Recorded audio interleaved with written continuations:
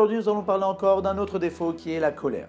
La même Gemara dans Psachim Samerva Amoud nous dit aussi qu'une personne qui est coléreuse, si c'était un sage, il va perdre sa sagesse. Et la Gemara nous raconte une histoire à propos de Moshe Rabbeinu, qui s'est énervé un instant et qui a oublié une halakha. La Gemara continue aussi sur un prophète qui s'est énervé et qui a perdu sa prophétie.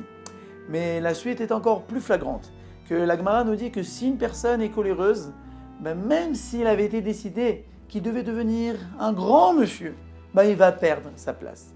Et la Gemara nous raconte l'histoire de Eliav, qui était le frère de David Améler, qui aurait pu aussi devenir lui roi à son tour.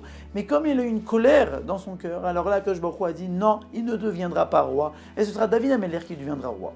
Vous vous rendez compte, juste par un petit sentiment de colère. On ne parle pas d'une personne qui est rentrée dans une colère de fou et qui a fait des dégâts. Non, on parle qu'il a eu un sentiment de colère dans son cœur. Et là, Akadosh Baruch Hu, il lui a dit, tu ne mérites pas d'être roi à cause de cela. Pourquoi ? Le Zohar nous dit qu'une personne qui est coléreuse, lorsqu'il pique une crise de colère ou lorsqu'il a une colère qui monte dans son cœur, il change de neshama. Sa neshama part, une autre neshama vient à la place.